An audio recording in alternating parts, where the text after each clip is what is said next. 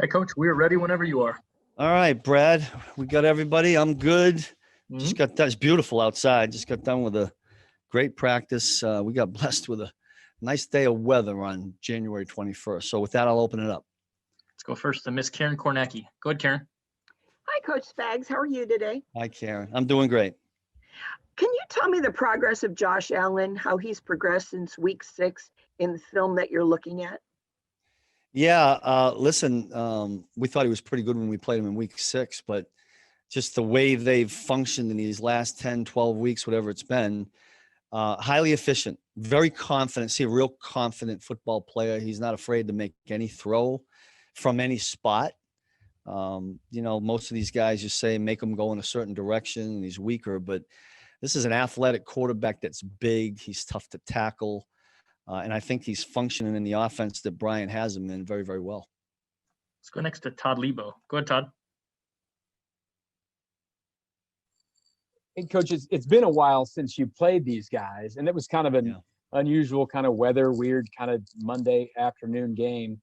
Did you think you saw the best of them that day offensively? Do they look as a group like they've gotten better as the season's gone on? Yeah, no question. I mean, look, I think we're getting ready to play a football. It's always hard to play a team twice in a league. I mean, in a season. I mean, we know that. It's hard to beat a team twice. It's hard to beat a team 3 times.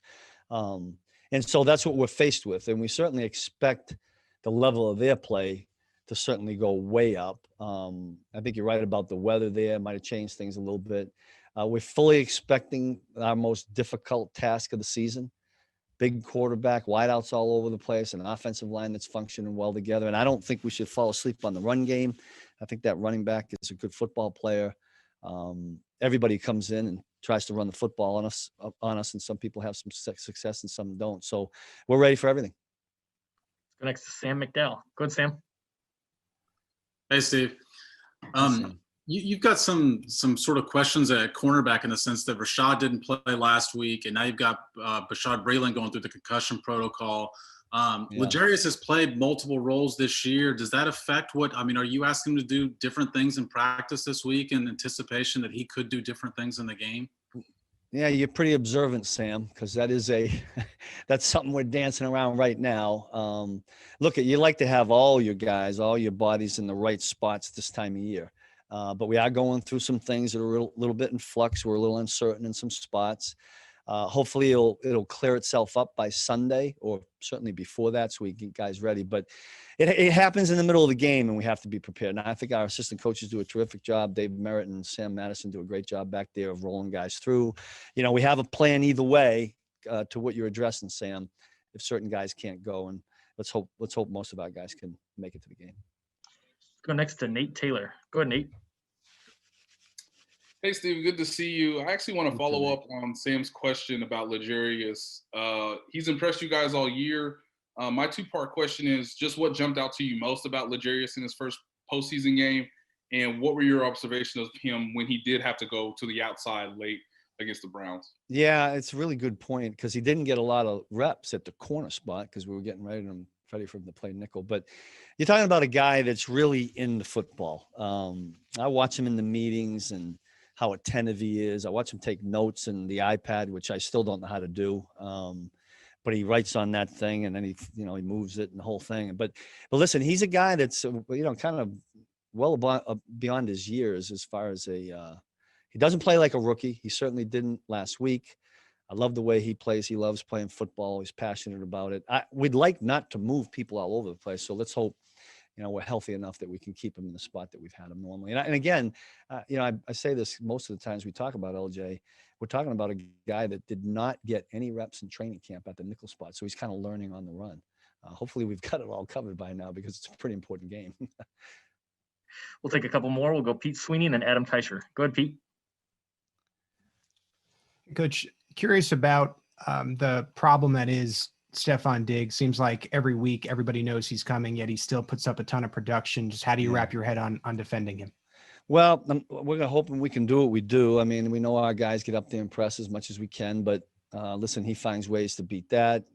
He can force us into penalties. That hurt us a little bit last time we played him. But we won't change too much what we do. We do have to focus on them on certain calls that we have, certain situational football, and we'll do that. And when that happens, the other guys covering what is their other talent, Beasley's still a good player, and they got some other guys that can run pretty good on the outside, have to get the job done. And we'll go last to Adam Teicher. Go ahead, Adam. Hey, Steve, a couple things about Tyrann Mathieu. You talked about, maybe you're not going to have some of your guys at corner. How does his versatility maybe help you through a situation like that? And Brad will have one quick follow-up as well. Yeah, I mean, listen, you saw it last week in the Cleveland game. There were times we had to move him back in the slot. The luxury of having a guy like Tyrann is that he's going to prepare himself to play all the positions we ask him to do. And you can trust that he's going to know what he has to do. There's only, in this league, not everybody can be a starter. Not everybody can get the reps during the season in practice. So there are guys that have to go in and play spots in a game that really haven't had those live reps in practice. Now, Tyrann's one of those guys that can do it. And fortunately for us, when we start to get banged up out there, we can move him around. So it's a luxury for us. And you said last week, you talked about him being one of those guys that makes all the other guys around him a better player. How much of that has to do with his versatility that, he can do this, he can do that, and maybe you can play to another guy's strengths?